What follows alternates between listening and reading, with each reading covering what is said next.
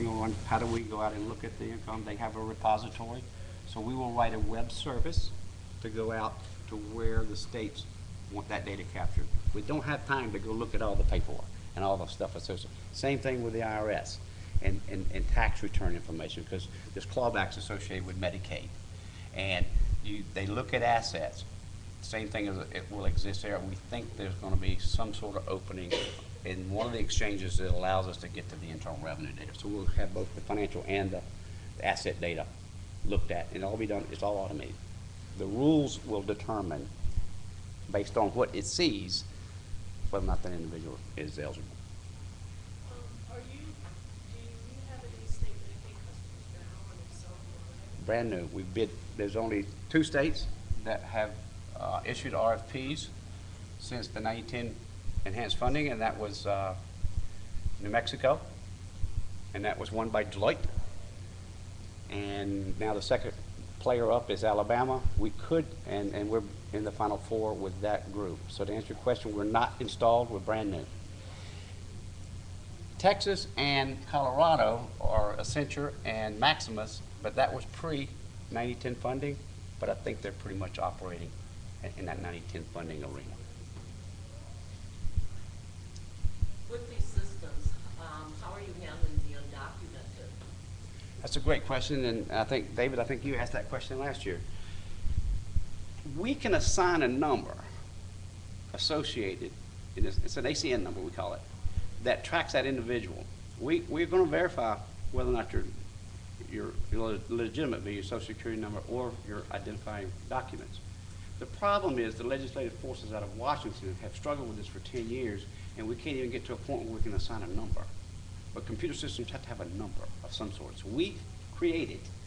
For example, if a provider wants to serve a pregnant woman that's in the hospital and she has a baby, that baby immediately becomes eligible under certain Medicaid type situation. Same thing's going to exist there. We may have we assign a number, and then we come back, and the caseworker will manage that. I think at this point we're going to have to cut it off. That's if good. you have additional questions for Thomas, you can ask him at the next break. And at this, thank you, Thomas. Thanks. At this point, I'm going to introduce Richard Yadon, the President and CEO of Managed Medicaid Services and the host of the Medicaid Matters talk show. And this is being broadcast live on the web, is that right? Yeah, and so from reading Richard's bio, I decided that he doesn't sleep, ever. So he's got this role as Managed Medicaid Services. He's held several executive level management positions with Prudential, MetLife, others.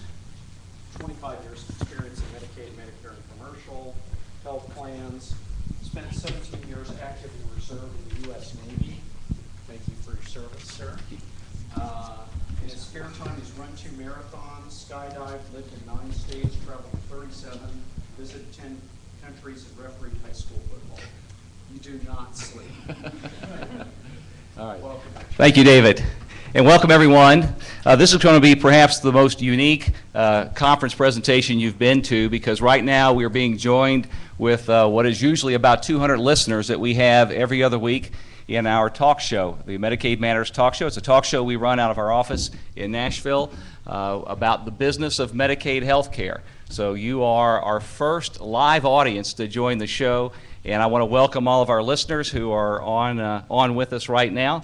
This is Richard Yadon, your host, and we are live from the Medicaid Innovations Forum in Orlando, and we're about to begin a panel discussion on the strategies of balancing the ease of enrollment with fraud prevention. And we have an all-star panel assembled today with us, so let me get right to the introductions. First, I want to introduce Julio Arias. Mr. Arias is Vice President of Operations and Deputy Director for Data for the National Benefit Integrity Medic, and has been employed with Health Integrity since October 2010. He is a certified public accountant with over 20 years of experience conducting and supporting criminal and civil investigations, including 13 years of healthcare fraud-related experience. And there's a lot more I could say about each of these gentlemen, but in the interest of time, I'm going to give you the highlights so that they can get to their information. Also with us is Bill Clark, Director and Provider Member Relations for the Department of Vermont Health Access. Bill is responsible for managing DVHA's provider network and enrollment processes. They recently developed a new provider enrollment manual in order to incorporate the CMS 6028 rules and to enhance the quality of the enrollment process. And also with us is Raveendran. He is the Chief Program Administrator for the Arkansas Department of Human Services, Division of Medicaid Services, the Program Integrity Unit. In that capacity, he has over 20 years of audit experience. Before joining the Medicaid Program Integrity Unit, he worked in the Department of Human Services as a senior auditor for 20 years, specializing in single audits of not-for-profit organizations. So we're going to begin into our presentations here, and we're going to start with Bill Clark. Bill? Thank you, Richard. Can you hear me all right through the microphone? Is that working for you? All right, or I'll just talk very loud. Is that all right? A little better? Okay, great. We, the three of us have a lot of content we'd like to get through, but I think more important, we want to save as much time for questions at the end. So if you feel like any of us are rushing through our material, we're doing that because we want to make sure there's enough time at the end to talk, to answer your questions. So as Richard indicated, I work for the Department of Vermont Health Access. We moved from an office, so it used to be the Office of Vermont Health Access, to the Department of Vermont Health Access about a year and a half ago, and so we're now known as DEVA. It was a vote to figure out what we were going to call ourselves, and our department is mostly women, and so the DEVA won. But I did manage to change. I used to work for Provider and Member Services, and that is now Provider and Member Relations, because I didn't want to be the director of DEVA. Yeah. Okay. Anyway, let's get right into the material. So I come from a perspective of here we go. I come from the perspective of a statewide MCO, and we have a slightly different arrangement in that the Agency of Human Services, which is the sort of the parent agency that my department falls under, that actually is the Medicaid agency, and we are the statewide MCO. It's a different arrangement than most states have, well, than any other state has, because the agency delegates us to be the MCO and the Medicaid agency. So it's an interesting kind of combination. We have about 11,000 providers in our network. We serve about 175,000 people, members that are enrolled in various programs. We have a number of expansion programs beyond Medicaid. We have about 115 people in our department, and we have a provider and member relations unit of 6, and our program integrity unit is a whopping 10 people. So from, you probably have cities that are served by more staff than that. So that's just our perspective. We've always had a perspective of, any willing provider. We wanted to build our network, make our network as big as we possibly can, because we don't have a surplus of providers in Vermont. And so we wanted to make sure we had enough providers that we could, really meet the needs of our members. So our philosophy in the past has always been, we're flattered. You want to join Medicaid? Great. We'll do everything we can to make that easy for you. But as we've learned over the last couple of years, there really are opportunities for us to prevent fraud by being more careful in our enrollment screening. We are also reliant pretty heavily on our third-party insurers, our private insurers and Medicare to do a lot of the screening for enrollment that we normally would do. Medicaid in Vermont does not do site visits for enrollment. We don't do a lot of the background checks that some of the private payers might do, and we're also relying, even now under the new 6028 rules, we're still relying on Medicare to do most of the work for us. As some of you heard, Vermont is moving in the direction of universal single-payer health care for all of our residents. And I'm not going to talk about that today because I'm sure we could talk for a long time about whether that's even a good idea and whether we even can do it. We certainly think it is and we can. But what it means is eventually we are going to be really the largest player, or maybe one of the only players in town when it comes to enrolling providers. And so we know that our challenge is to have much more robust screening processes for our provider enrollment. So we want to avoid the bad guys. Who are the bad guys? I'll only talk briefly about this because Julio's got the perspective from being a program integrity contractor to talk a little bit more about some of the examples. But maybe you've got people who are going to set up shop and they don't even have, and I'm sure I just pushed the wrong button. Hold on a moment. Okay. So maybe these folks are not who they say they are. We may have people who use false credentials in order to enroll. We may have folks who have been excluded in another state, and that's why they're trying to set up shop in our state. In many cases, there isn't a shop. It might be a post office box. There might actually not be a storefront. And we also might have folks who have had licensing issues. One of the examples that we've seen is if somebody has been excluded, let's say it was a pharmacist who has been excluded because he or she did something illegal or immoral, and they were excluded, well, they might now buy a pharmacy and be the manager of the pharmacy. So essentially they have control over all the operations of the pharmacy, but then they hire somebody else to be the pharmacy manager, and it's all the enrollment is done under that person's license. So there are all kinds of ways around our screening safety checks, and we've got to be careful. We have to be as savvy as the people who might want to try to scam us. We have some demands for trying to keep our network as high as we can. One of the things that we have is enrollment is voluntary. People don't have to enroll in Vermont Medicaid if they don't want to. We don't pay the rates that the private payers do, so our rates are relatively low compared to private insurers. There's a perception, although the data does not really support this, there's a perception that Medicaid members have higher no-show rates, that they're unreliable, that they're generally not the kind of patient population that providers would want to have, that they're undesirable. We have not seen data really to support that. We've seen that any number of patient mixes can be unreliable in some ways. But anyway, there's a perception out there that we have to battle. We have certain regions in our state that just don't have a lot of providers. We have maybe one doctor serving several towns, and that's it. So we also have the challenge of making sure that our network outside of Medicaid is robust enough to handle everybody. And there's also a perception that our enrollment process is time consuming. I don't think it is, but I'm not a provider who has to enroll. So it's 11 pages. Most of those are not that hard to fill out. But I don't think we do a wonderful job at making that easy for people because we can't do it online yet, and that's something that would really help. So the goals that we have for enrollment are to keep the application process short. As I said, we'd really like to move toward online forms, and we want to make the process audit-proof. We want to say to anybody who might come in and audit our enrollment process, yeah, go ahead, I dare you, see if you can find anything wrong.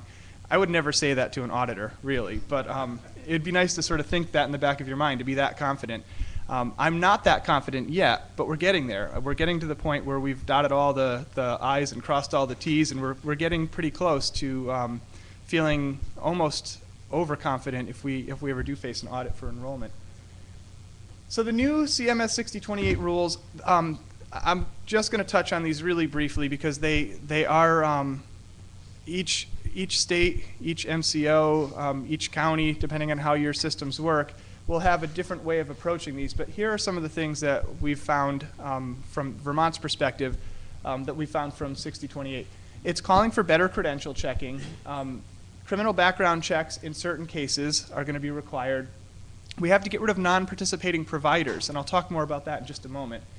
We also have to do a better job at managing the controlling interest in managers. As I mentioned before, the pharmacy, somebody who was a pharmacist who is excluded, now they buy another pharmacy, and they're essentially controlling it.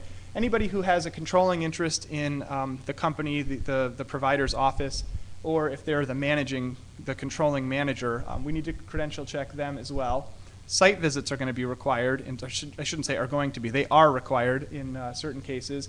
And there's an enrollment fee, and if Medicare doesn't collect it and do all this background checking, then we have to do it in Vermont. We're lucky in Vermont that nearly all of our providers are also Medicare enrolled, but we also have some provider types that are not enrolled into Medicare, for example, naturopaths. Vermont Medicaid does cover some services for naturopaths, but Medicare does not cover those, so we have to enroll these folks.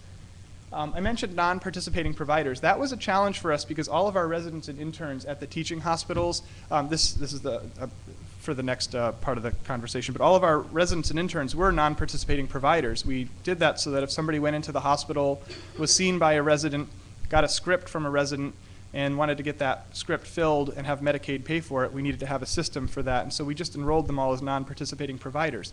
The new CMS 6028 rules disallow that. We can't have non-participating providers. If somebody is referring or writing scripts, they have to also be billing Medicaid. So we had to move in a different direction for that, and that was difficult for the hospitals. It's also been difficult for Vermont's relationship, for example, with Children's Hospital in Boston. We're kind of, I mean, it's a great hospital, but from their perspective, our population coming down to the hospital, we're kind of a small speck of dust compared to their overall, admissions. And so now we're asking them, can you please have all of your attending physicians as well as residents and interns follow our lengthy enrollment process if they are ever going to lay hands on one of our patients? And that's a tough thing to sell to them. It was always easier in the past to just say, give us a spreadsheet of all your residents and interns. We'll enroll them as non-participating. So we've had to do some negotiation, and we're actually not quite there yet with some of these. Hopefully there isn't anybody here from Children's Hospital Boston, because we've only just begun those conversations with them. They don't completely know the bad news yet, although I'm sure other states have approached them with that. This was the process flow. So in order to address several audits that we had recently for enrollment and the new CMS 6028 rules, and let me back up a minute and say, I keep calling these the new CMS 6028 rules. They went into effect last March, but the reality is very few states at this point can say that they are 100% compliant with everything that those new rules called for. We are supposed to be. Technically, it was all supposed to happen on March 25th of last year. But a lot of states are, I think right now people are just getting finished with at least their planning. Some states have implemented all of their changes, but it's a mixed bag. Whenever we send out an email to our counterparts in other states saying, hey, what are you doing around this CMS 6028 issue? The response we usually get is something like, we're not sure yet, but when you find out, we'd like to know. That's often the response that we get. So what we did is we started with a brand new flow chart where we went through all of the steps that happen for enrollment. And I'm just going to briefly go through this because like I said, we have a lot of other content to cover. Essentially, all of the red arrows are new controls that we've either bolstered or put in place from scratch. And I'm not expecting you to be able to read these, but I'll just give you a quick run through. Any out-of-state enrollments, we now have a process where those have to be reviewed individually by my unit. So we take a look and figure out, do we really need to have this out-of-state provider? In some cases, if it's an emergency enrollment, somebody went out of state, had an emergency, and now we need to enroll to try and pay that claim. We have a new process for that.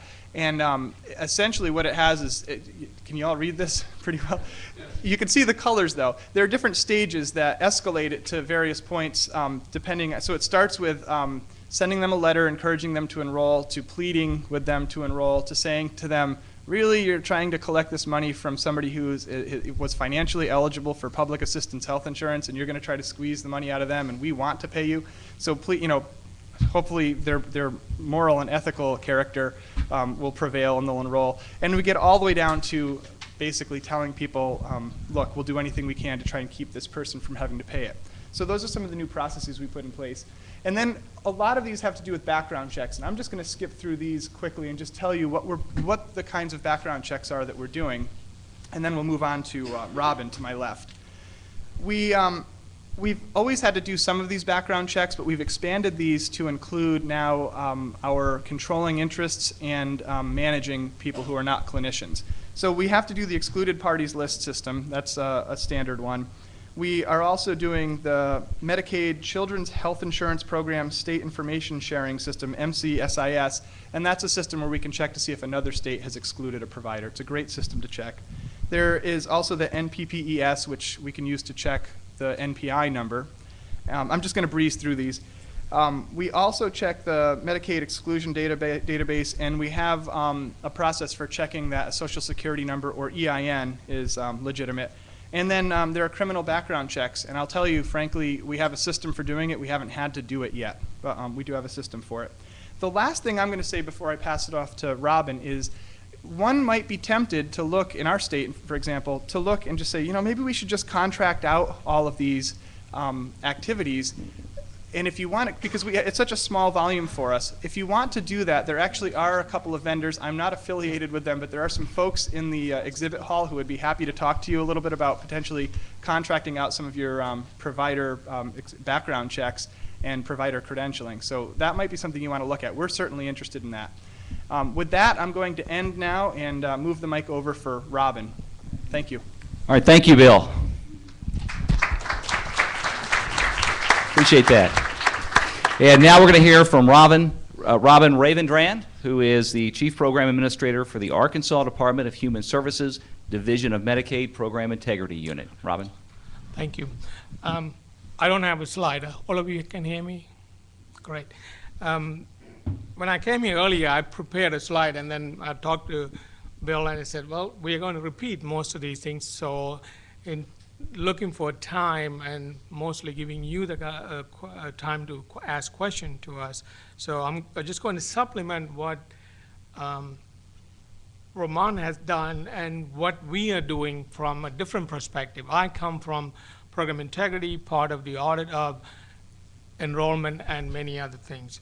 So you heard this morning, everybody was talking about the challenge Medicaid facing 2014, how we're going to cover the expected beneficiaries that are going to enroll in this program or increase in this program. Most of you talked about this morning about clinical approach, what type of clinical approach. Sorry. No, it's not mine. I thought it was mine, sorry. Most of you talked about how do we increase coverage with minimized cost from a clinical standpoint of view. From program integrity, we are looking at to provide the same goal, but in a different perspective. We want to make sure the providers who enroll in our program has essentially have all the credential, they are legit, and they're providing the services they promised us, and they got paid for what they provided. So from Arkansas perspective, we're looking at approximately in 2014, we're looking at anywhere from $200 to $300 million shortfall for Arkansas Medicaid program. We're estimating roughly 30 to 50,000 beneficiaries that will increase what we have currently. We have about 800,000 beneficiaries in our program. We are looking at close to 1 million beneficiaries who will go into Medicaid program with this new 2014 requirement. Now, how do we manage that increase from a program integrity perspective? So one of the pieces is talking about provider enrollment. How do we manage the provider coming in are legit and so on and so forth. So back even before we have this new rule just put in place by federal government under the Affordable Care Act, Arkansas took a step a little bit earlier, not knowing this is coming. In 2008, the state has promulgated a document basically to start capturing information from prospective providers to see you need to provide us. If you own 5% or more of a company or LLC, limited liability corporation, or any other entities, you must include social security number, date of birth, and or addresses, history information from you. We didn't do anything with it. We were collecting it. This is going to come possibly, maybe. Then we decided to contract with few known providers, outside contractors.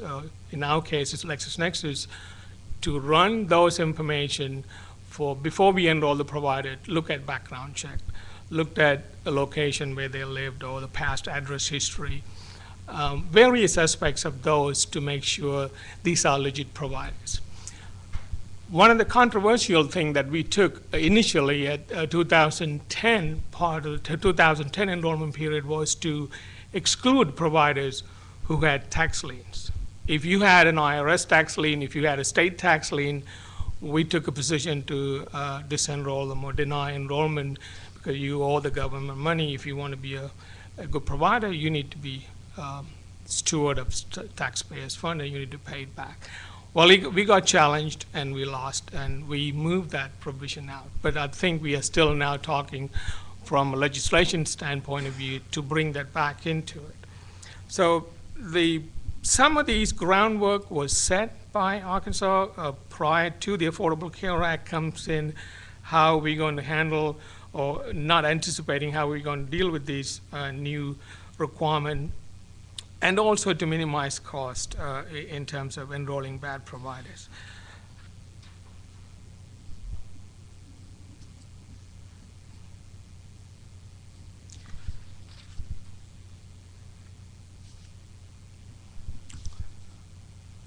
You had to excuse me. I changed my slide, so I'm going through my notes again to go to recap.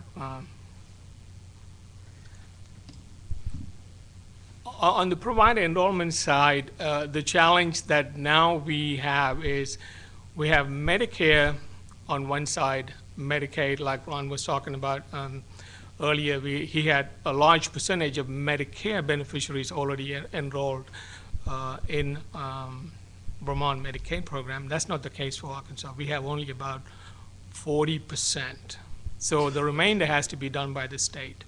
Now, how do we facilitate the coordination between Medicare data that comes to us and we don't have to redo the same thing all over again? That has not happened, even though the program is in effect effective March of last year. Arkansas has not implemented. Most of these discussions that I'm having, basically a discussion of how we're going to do it. Some of them we have already implemented, some of them we have not. Because CMS is not quite ready for the Medicare side. So we don't have information from CMS on those providers who have already enrolled. So that leaves us a big gap. How do we going to coordinate that before without repeating the same process? The second part is a collection of enrollment fees. Most of you know you had to pay $504 per enrollment for a certain type of providers. Now, CMS is obviously going to collect for the Medicare providers. The ones who are not Medicare, Medicaid will collect. Now, we don't have a coordination effort between CMS and the state who has paid. How are we going to validate those payments that's made to CMS? Is CMS going to supply us a tape, or are we going to look for a receipt? Those are unanswered questions. We don't have an answer. We are still talking back and forth to CMS. And the final part is to do with on-site visit. That's an interesting story because we believe it's a good direction to go, but I don't know whether Arkansas is one of those who need that because the cost is going to be pretty high. I was asked to come up with a cost projection. How much will it cost to do these requirement that's been put in place? Can we offset that from the funds we receive from enrollment fee?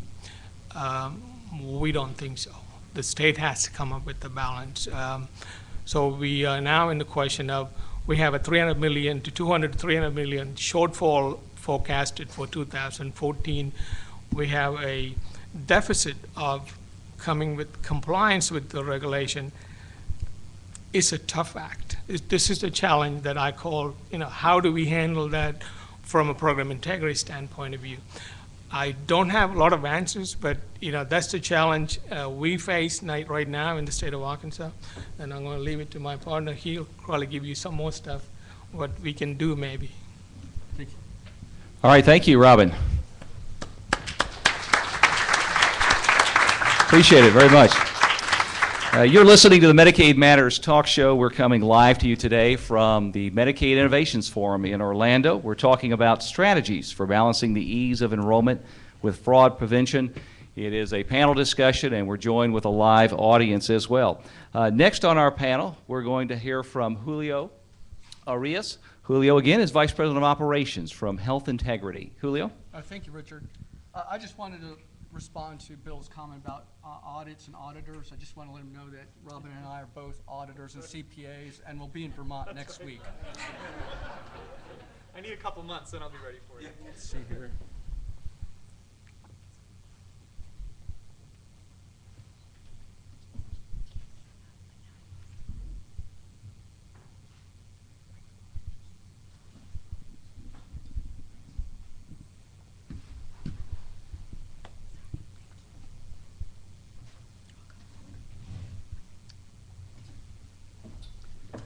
Well, my presentation is going to focus on provider screening benefits and from the prevent and save perspective.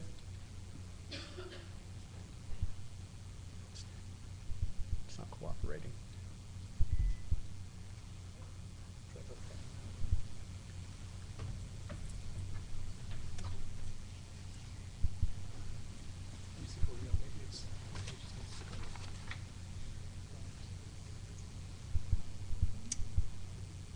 technical difficulties. I can get up there. Would that help?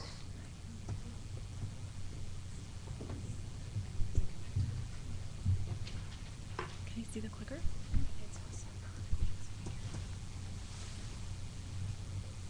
Okay, well, while we're working on the technical aspects of the slideshow, I want to remind you we'll have question and answer after this. So if you have some questions already prepared, go ahead and get those teed up because we don't want to miss out on that part. I know this is a very important subject with respect to fraud prevention. If you've been to any conferences in the last 6 months, you know that this is a topic that has been on every single agenda. So it looks like we're ready to go. Well, these are the questions I'll be answering. Why should healthcare programs embrace provider-supply enrollment requirements? Are there low-cost or cost-effective techniques for screening the bad providers from the good providers? And then are there best practices for handling non-participating providers? Now, to give you an understanding of my vantage point, I'll give you a little overview of my company. I'm with Health Integrity. We're a subsidiary of Quality Health Strategies. Health Integrity was formed in 2006. We offer a variety of and range of services. The ones that you can that are more prominent from what we do today are data mining and investigations geared to detecting and identifying fraud, waste, and abuse. We do all these other areas. There's many more functions within Quality Health Strategies, but I'll just give you a brief overview. We have several contracts with the government, primarily CMS. We are an audit Medicaid integrity contract in 34 states in the District of Columbia. Our focus is fraud, waste, and abuse Medicaid audits. We are the National Benefit Integrity Medicare Drug Integrity Contractor for the entire country. And our goal there is to detect and prevent fraud, waste, and abuse in the Part C and D programs.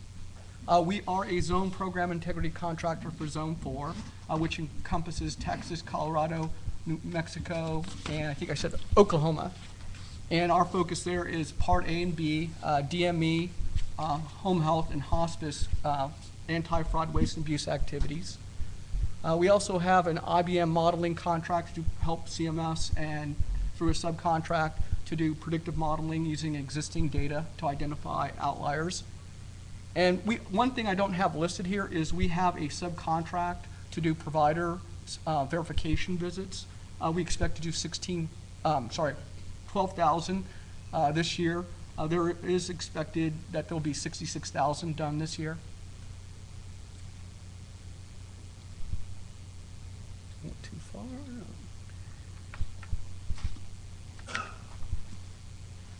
Okay, I just thought I'd give you an overview of the kinds of issues we encounter in our fraud, waste, and abuse activities. We often encounter these fast-track provider-supplier enrollment fraud schemes. The first one that comes to mind is change of ownership. Oftentimes you have the fraudsters, they knowingly go and buy a company, they don't submit a new application, they use the identity of the predecessor as well as their identifiers. And it's kind of hard for utilization purposes as well as trying to track them down in terms of following them money and catching these guys. Then we have the phantom providers, the false front providers. We see this all over the country, especially in the major cities like New York, LA, and Miami. Typically, these guys don't have any licensing, any certifications. Typically, they are con artists, drug dealers, drug cartel. We also have seen organized crime is heavily involved in these areas, especially in the Miami, New York, and LA areas. Then we have the identity thieves. Typically, they'll use the identity of an existing provider or a deceased provider. Most recently, we've seen them appear as prescribers or referring physicians. We've seen veterinarians, seen multi-million dollars being paid out by health plans. And that just gets down to the whole premise of provider screening. And cost versus the benefits versus prevent, save, and pay and chase. Just what can it cost you? Well, to give you an example, I was involved in a criminal investigation where one of these false front providers got the government for $25 million in 6 months in 13 states. And this could have been easily prevented by just conducting a simple site visit. Their locations were in industrial parks. They had no employees. They had no inventory. They were never open. And to give you an idea, we actually set up a poll camera on one of these locations and told them we were going to do a site visit. And we told them on a Friday, told them we were going to be there on the following Monday, and we put up a poll camera. And lo and behold, they come up with U-Haul trucks with medical equipment, employees, medical records. It was all fabricated in a matter of a couple of days. What are the kind of things that you can look for when you're reviewing the provider applications? Suspicious addresses come to mind, such as P.O. box numbers, a non-existent address. If you're familiar with the area, then you can look to see if it's a residential, zone for residential purposes or commercial. That's usually a good red flag. And then the DBA filing. Typically, the only thing they do, because that's mainly what the local and city governments require for tax purposes, is a DBA name filing, so you'll typically see that. Then you'll see unusual business names. It gives you an idea that they have no clue about the industry. They're just mainly false front, phantom provider. We see things like pharmacy spelled with an F, or Medicare spelled M-E-D-C-A-R-E, medical spelled with a K versus a C.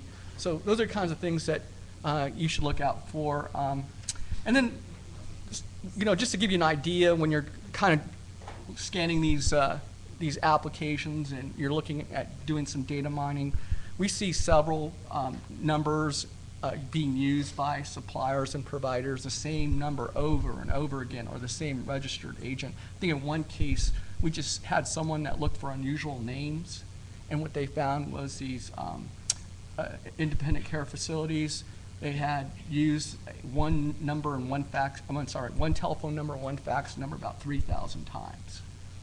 So I'll give you an idea. And it was all residences. And another thing to look for is when the rendering and referring physician or prescriber ID is the same. We see that often. Those claims get paid, especially with managed care plans. There are several sources out there for you to use. I hear a lot of the issues with the states are the funding. And what can you do? Some of this, we understand that you don't have the types of databases, but there's a lot of, once you see some of these red flags, you can kind of validate it, primary source verification or secondary source verification. Tons of information on the internet. You can look at the state medical boards for licensing information. Secretary of State, Attorney General's office, you can look for company information, such as registered agent, if you see the same registered agent popping over and over again, or the same address. That kind of gives you an idea of what's going on. Typically what we see from organized crime is they'll bring someone up for a short visa, and then they'll have them set all these companies up, and then they go back, and you can't trace that. But they get paid, and it's hard to follow the money, and by the time you figured it all out, the money is all gone. Business filings at the state, city, and local levels, like the doing business as information. Law enforcement postings, such as news releases, press releases, the most wanted list like the OIG puts out, or the FBI. That's helpful. We often find that one state may have done something against one provider, but it go on to another state, and that state would have looked at these most wanted lists or some of these law enforcement postings, they would have realized that they should have been excluded from the get-go. And then, as Bill mentioned, the identifier registries like the NPI. One helpful one is the Drug Enforcement Administration website. If you want to look for suspended, revoked, terminated numbers for possibly a pharmacy or a prescriber that has been in trouble in the past. And then Bill again mentioned the exclusion lists, such as the HHS OIG website, the EPLS that's put out by the General Services Administration, and then the Department of Treasury also has its highly suspected organizations and individuals that are helpful to look at. And then an easy thing to look is at visual maps like Google Maps or Google Earth. as well as Zillow. Those are good sites to look for organizations that are operating in bizarre areas or they don't exist at all. And then one thing that I don't have listed here is social media. We often find some of these fraudsters like to brag about their activities, so they'll go be as so bold to brag on Facebook or Twitter.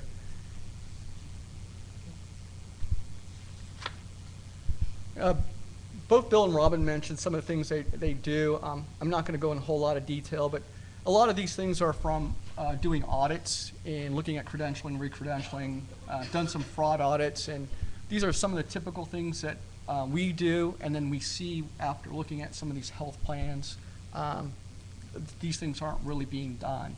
And one thing to look for, like if you're contracting with health plans, look at the staffing, the ratio of staffing to the operational areas.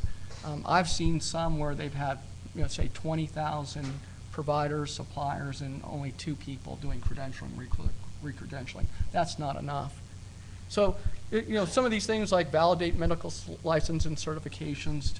One thing to do is compare the address information to the that's listed on these websites to the application itself, checking the exclusion databases, assessing their authority to write prescriptions by visiting the Drug Enforcement Administration website, make sure that their number is legitimate and meets the algorithm tests that the DEA has, as well as whether they're revoked, suspended, or terminated. The most critical part here is what Bill was saying about criminal background checks. Doing a search of criminal and civil proceedings, like Robin was mentioning, providers that have tax liens, you can find things about their whether they have bankruptcy issues or bankruptcy fraud. That's a big red flag. Misdemeanors. Those are kind of going to give you a sign whether you should be doing business. And then the most optimum of the procedures that you can perform is conducting a site visit of the physician provider's place of business. As mentioned in the example, the best thing to do is an unannounced one. And you want to look at where they're doing business. Is it in a residential area? Is it an industrial area? Do they have staff? Do they operate during normal business hours? Do they operate under unusual business hours? The reason why I say that, we had some pharmacies that were, or even prescribers, that only started working at 6 or 7 o'clock at night till like 2 o'clock in the morning, and then on weekends. And then you see a long line, and you figure out they're a pill mill. So those are some of the things that you should look for. Look for licenses and certifications displayed on walls, whether they have medical records and equipment. Bill mentioned some of the things that they're doing in Vermont on non-participating providers. I've been with the MEDIC program since 2006 in some capacity. The biggest thing we've heard from day one is those Part C and D plans that have claims being received by them that the provider is non-participating in their network, for example, a prescriber, and they notice this prescriber has a heavy affiliation with a particular pharmacy. So what we did, we set up Part C and D working groups, and at first the plans were hesitant, but then when the drug infusion issue came up, they wanted to participate with us, see what we could do. So we set up these working groups where we have all the health plans participate just about, and we share information. We'll come equipped with investigation lists. They'll come equipped with investigation lists. They'll come equipped with emerging issues, and we'll share that information. And someone will say, hey, I've got this non-par provider. Has anyone seen this on their radar? And someone will say yes. If not, then we may do a joint audit, pharmacy audit, or an invoice review. And an invoice review is gathering information, either if they're an internal PBM or have an external PBM. We pull all the invoices for the inventory for, say, a pharmacy, and add them all up together and compare them to the billings and payments. And oftentimes, with these bad guys, we see that they've claimed to have sold a lot more than they have in inventory.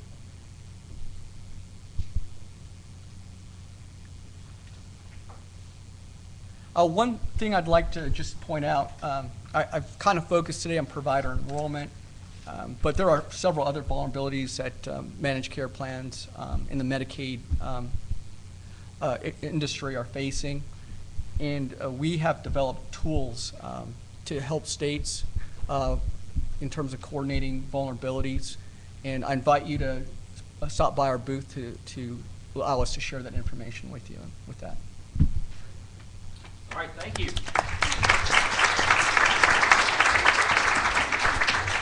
Okay, it was pharmacy spelled with an F. Yes. Right. Or PH, or FH. FH. And I guess if you called, a man named Peggy would answer the phone, right? Oh, absolutely. Yeah, but don't underestimate the power of social media in determining, some of these things. I remember one time I came home, my wife and I came home, and there was a broken plate in the trash can, and we asked our younger son, who had been there by himself, what happened here? And of course, what was the answer? I don't know. Then a month later, my daughter says, how come there's a video of my brother on YouTube breaking a plate? Busted, right? All right, let's ask some questions. Yeah, if you would. And we are going to ask you, if you have a question, to please talk into the roaming microphone here so we can make sure it gets broadcast as well. Who has the question Back here for in the me? back. Yeah, I'm curious what both states are doing for as far as monitoring the providers once they're in your networks. I could start on that. Do you mean monitoring their claims to see if there's anything that looks suspicious?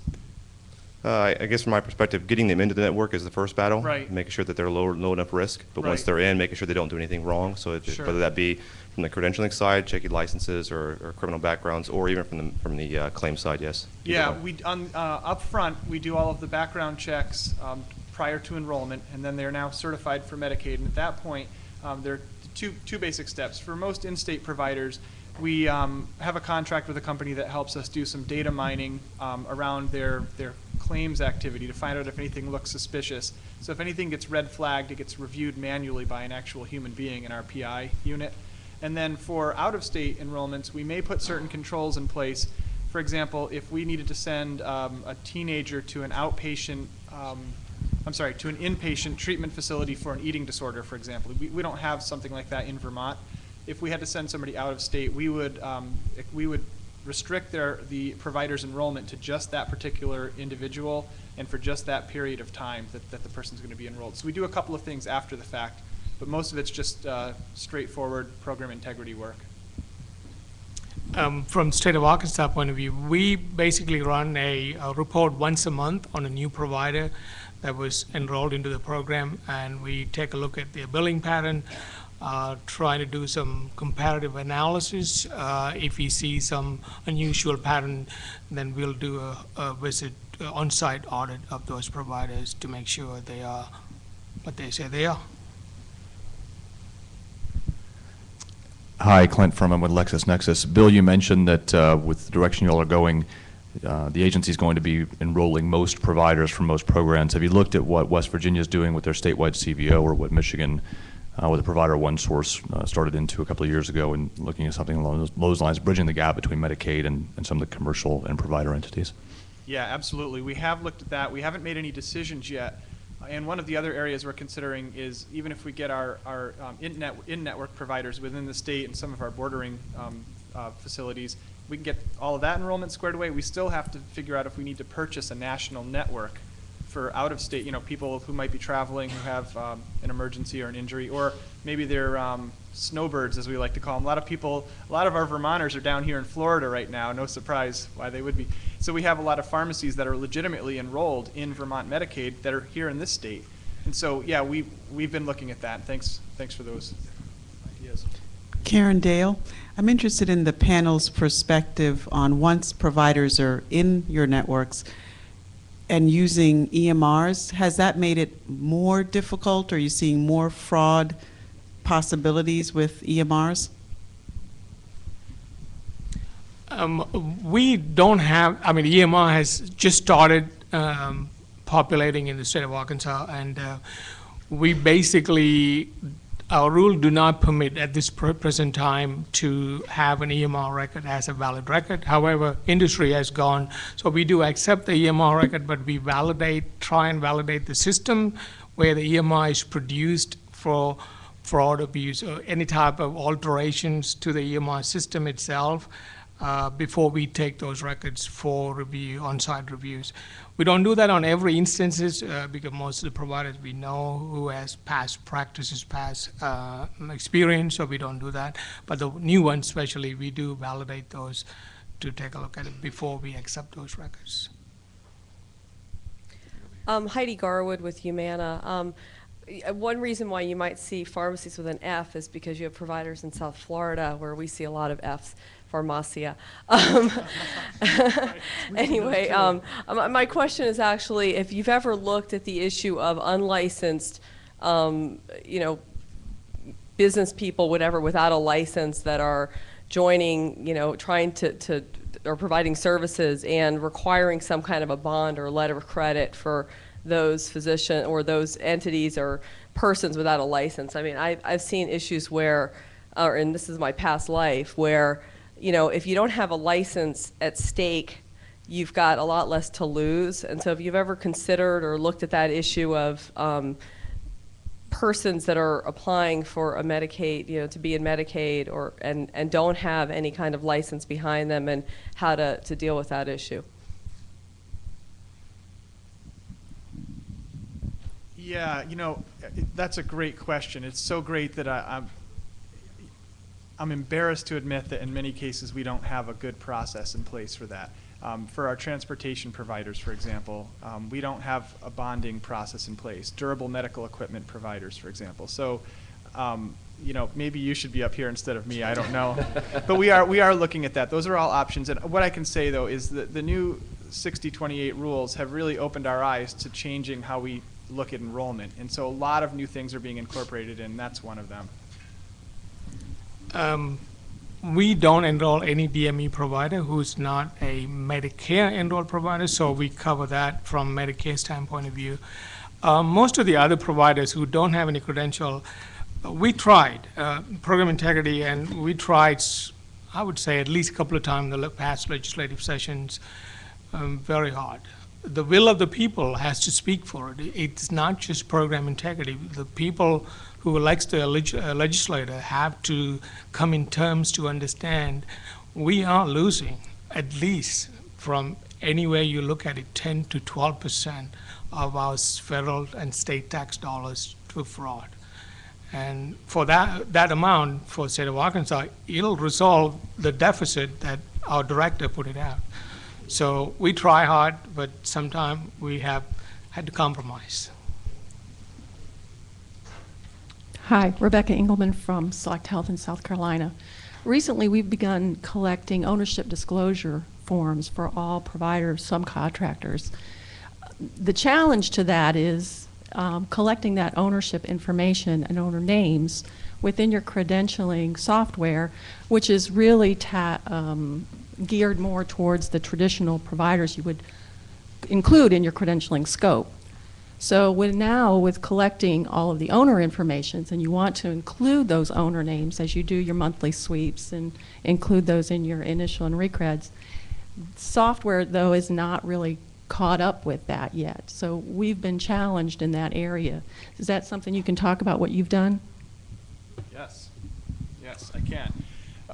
Just as quick background, we were in a procurement for a new MES, and that procurement is no longer in place. We had it down to 2 finalists, 2 really great finalists, and the procurement closed for other reasons that I won't talk about now. So anyway, I was hoping that I would actually have a new system at least in the works at this point. So absent that, we were forced to look at 2 options. One of them would be changes to our existing program, our existing MMIS, which would be very expensive, time-consuming, and competing for with other priorities for programmer time. We opted not to do that. We are literally using an Excel spreadsheet right now for that. It's remarkably functional, although somewhat embarrassing to admit, as I said before, with another process. but it actually does work. It's doing the job for us. We're able to compare it to the monthly feeds we get for excluded parties. But the one weakness in all of this is that we don't have a system to confirm that there is not some other controlling interest. So we ask them to disclose who their controlling interests are, anybody who owns 5% or more of the business. But we don't have a process to verify that that's the case. So we don't actually go to the Secretary of State's office and see who the officers are. But anyway, so we have a process. It's not a great process, but as crazy as it is to say it's Excel, it actually works. It's doing what we need it to do. No more embarrassing questions for us. From the Arkansas point of view, I think we can say I think maybe 98% we have success. I can only think of 2 instances. We've been doing background checks almost 3 years now. About 2 instances that I could say that we had that challenge come up. Those going to happen, and obviously. So, in those instances, we send out an investigator to in this case, a provider's house or the business to make sure all the information we collected was wrong and made the corrections what necessary. So we didn't have that exposure so far, touch wood. You have a question? Dave Kump from Optometra. The CMS Program Integrity Manual has been expanded quite a bit, of course, recently. And I know your focus was mostly on providers, but do you have any recommendations for health plans and how they should organize internally, or what processes or control mechanisms they should put in place to prevent fraud and abuse, particularly collusion schemes that might occur where an internal employee is working with external fraudulent providers? I'm going to come from an auditor accounting perspective. Mainly it's developing internal controls like edit checks, being more proactive. Doing predictive modeling is one way to also augment and supplement your internal controls. Oftentimes, like I mentioned, you can actually just do some data mining yourself on the internet and just take a doing business as or a P.O. box, and you can identify some of these providers up front before they even submit an application. But be that as it may, it's a labor intensive. But one thing that you can do is implement a lot of edit checks to the things that I mentioned on those slides about some of the things that you can verify and validate. In focusing on the credentialing and re-credentialing requirements that are in the managed care manual, those aren't integrated in the program integrity manuals or the prescription drug manuals. I understand CMS is still developing those. But there's a lot of information in the managed care manual on credentialing and re-credentialing providers that, at a minimum, I encourage plans to implement, as well as edit checks, addressing those issues that we discussed today. From the state point of view, I encourage all of you who has any type of managed care or non-managed care program, get involved with us. We don't, I can speak for Arkansas and pretty much many states.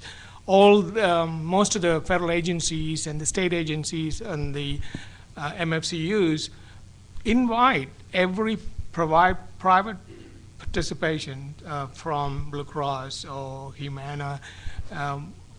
Get involved with us. It has to be a collaborative effort to fight this problem. We cannot do it by ourselves, no could you. So it's open. I think more than, 7 years ago, if you asked me this question, I would say most U.S. Attorney's Office will say, nope, we don't want any private providers here. Today, that's not the case.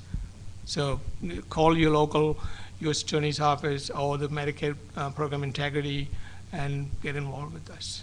All right, well, we're out of time for any more questions, and certainly the gentleman will be here for the rest of the day if you have more to ask them. Let's hear it for our panelists.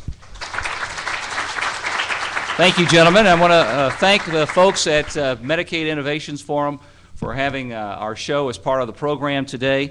We want to thank you for joining us this afternoon. If you're listening, we're here at MedicaidTalk.com every other Tuesday. Our next show is February 28th at 1 p.m. And until then, we hope you have a February that's very safe and productive. We'll see you in 2 weeks. Thank you, Richard. Thank you, panelists.